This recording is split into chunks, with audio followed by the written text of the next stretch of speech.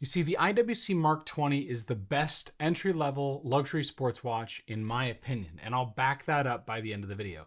I'm actually surprised I haven't discussed how incredible this watch is before because I frankly didn't know. See, none of my new acquisitions over the last 3 years have felt like this watch. Sentimental reasons, sure, which I'll get into, but also because the Mark 20 is one of the best modern one and done watches. Now we can have a separate video about if one and done is possible, but for now, let's assume that it is. You see, the Mark 20 has a great lineage in history, but that's not why you watch this channel. So we'll do the history speed round. The first mark was the Spetaler Fullflieger, which I probably butchered, now known as the Mark 9, which was spec'd for the British Royal Air Force and the RAF in 1935. The Mark 10 is the next variant in 1939, though it's only starting to now look more like the current design. It's still not the final aesthetic. The modern Mark design language began with the Mark 11 in 1948. That ran until 1993. That year they replaced the Mark 11 with the Mark 12, where the branding grew in size and the date was added and the word automatic was added to the watch. This ran until 1999 when the Mark 15 was released. Yes, they skipped 13 and 14 because 13 is seen as unlucky in many cultures and 14 is unlucky in China, as the word in Mandarin sounds similar to definitely die. And so it's very closely related to death. So 15 grew in size to 38 millimeters and got an ETA movement in it. The 16 in 2006 added the big pilot style hands, which I think are more legible. The 17 was in 41 millimeters and added some polished elements to the case in 2012.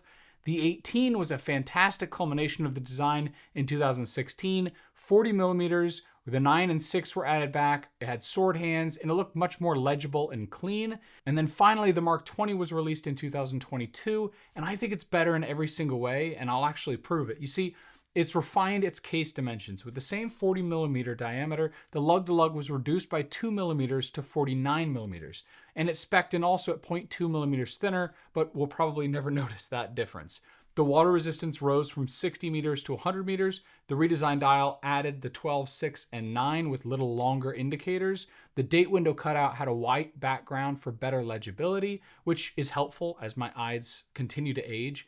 The bezel is much more refined and polished. The hands turn into these brushed metal versus painted. The crown has better detailing. The movement, which was the main weak spot on the prior version being an ETA, is now replaced by the Val Fleurier manufactured IWC claimed in-house caliber 32-111, and that has 120-hour power reserve. So it's a win-win-win all over. So how can this be the best watch out there? Why will I be recommending it to everyone I know? Simply put, I love the watch. I went out and spent my own money on it, and I don't regret it one bit. Part of why I bought it, before I go any further in this review, just so you understand that I'm biased, I talked about it actually in my 2024 watch collection update, which I'll link up above.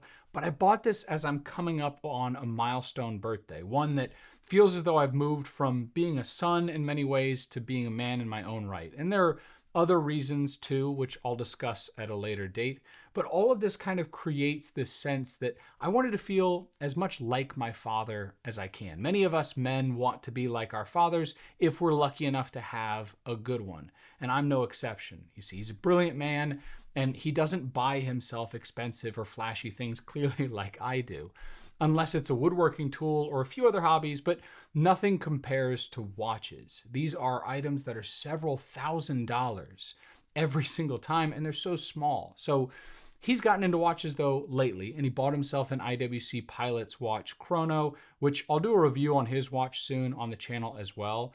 But we bought that purchase at Moyer Fine Jewelers, so quick plug for them. They don't pay me. I just like their team. They've always been nice to me. Even when I couldn't afford a $500 Hamilton khaki mechanical in the glass display, they were always nice, so I appreciate them. So after being with him, where he bought his IWC, and my mother, who got herself a Grand Seiko, which props to my mom for buying a Grand Seiko, but I wanted an IWC when I hit my birthday because I wanted to feel as close to him as possible and as much like him, I guess, as possible, which if you've met us, you'd be scared at how similar we are.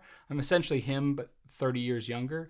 And I've always been proud of that. And this IWC is sort of a representation of that feeling at this pivotal moment in my life. That's why I wanted an IWC, but why this one? Why do I love it? And the history's great, sentimentality is earned, but neither is why you pick it up every single day. So let's look at the real reasons. The design, the wearability, the features that I love and actually use, And then I'll wrap it up with some negatives because they do still exist.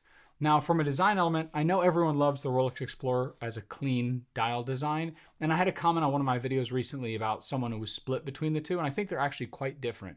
See, the IWC design is simple to the point where if I wore this anywhere, no matter what I'm doing, no one's going to notice the watch. Now, let's keep in mind, most people don't notice our watches anyway, but if you think someone would ever notice your watch, they certainly wouldn't notice this one.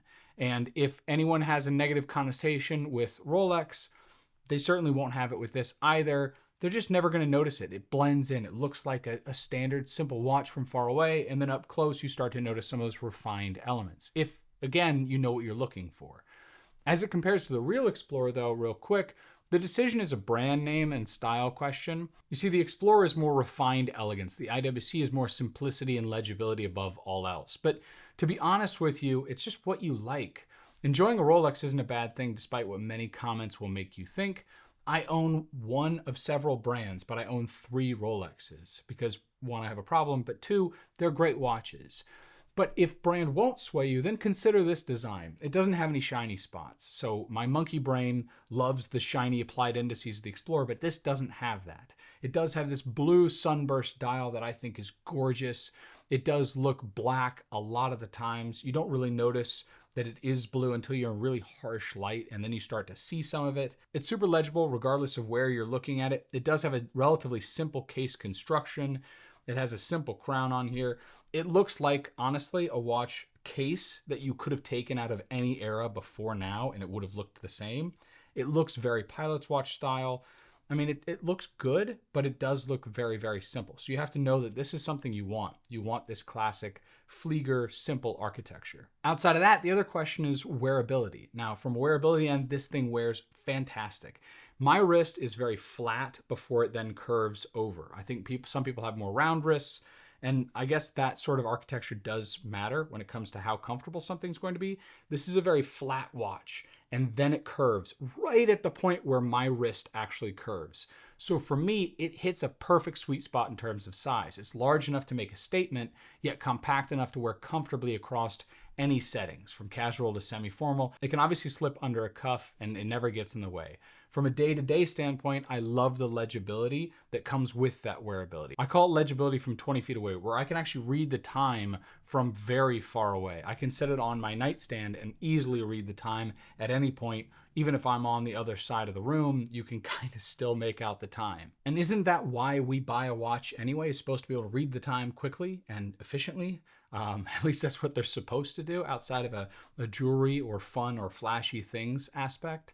And I think that that is what this does very, very, very well. Perfectly wearable, perfectly functional. Now, there are also little things as to why you fall in love with the watch. Features, complementary features that integrate seamlessly and make the watch wonder why no other watch has it. For example, the 5-day power reserve. Now, that's pretty much useless to you if you only have 1 or 2 watches, because who cares? You're always going to have it. It's always going to be running.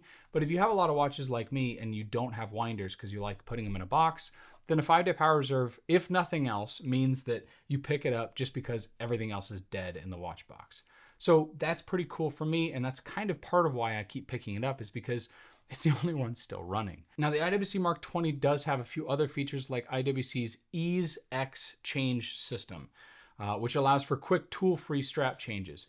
The feature significantly enhances, I think, the watch's versatility, enabling transitions between different straps and the bracelet. Personally, I think that this is a game changer. You just press a button and then lift up on the bracelet or strap, and it takes it off. And then there, it doesn't have anything on it. And now if I take the bracelet and I can just snap it on and snap it on, done. Now it's on a bracelet. Now, I've always wanted to take off a bracelet, but I sometimes leave things on a bracelet because it's a pain in the butt to take it off. And then once it's on a strap, I don't always put it right back on the bracelet because it's a pain to put the bracelet back on. So this makes it super interchangeable. So whatever I'm feeling that day, I can do in a pinch, even if I'm late. There's actually a spring lever that's pushing into the pin. And by pressing that button, you're releasing the pressure on the spring bar and allowing you to lift the bracelet or strap up. It's super simple, and it makes me wonder why no one else does it. It makes the watch infinitely more wearable. On their straps, you can just pull the spring bar, pull them out, win-win, and then put the bracelet on. So my first question was, do I need to keep IWC specific spring bars? Because separating those from the pack of spring bars I have floating around here sounded scary. So the answer is actually no. Any 1.5 millimeter width spring bar will work with IWC straps and bracelets. The head of the spring bar should be 0.8 millimeters.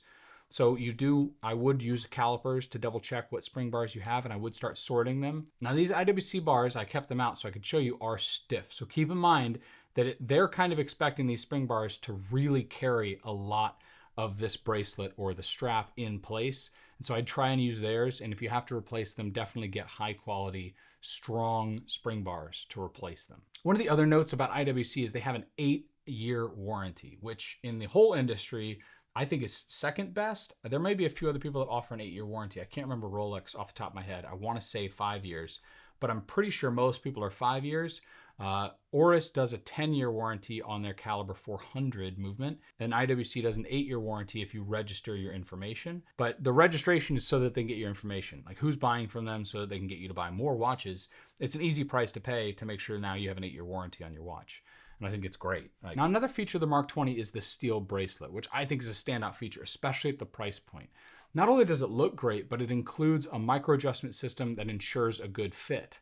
You see, this is why it's smart. You can adjust it while it's still on your wrist. All it is a push button to release, and then you push the actual bracelet towards the closure of the clasp, and that ratchets it closed. I've seen this sort of system on micro brands as well, but I've never seen it as refined as it is here. And so it means that even while it's on your wrist, I can release it and then I can tighten it up. And that ability means you can get a perfect fit every single time. And I like this bracelet style, honestly, even a little bit more than like the Pelagos, original Pelagos with the springs built in. This I think is actually a little more functional. I don't even have to take it off, and I can adjust it. The bracelet also has the easiest removal of links that I've ever seen. Instead of screws where you run the risk of accidentally galling out the screw with the screwdriver, you actually have these press deployant like end caps. So they're basically 2 pins for each link. Each of the links is also completely separate from one another.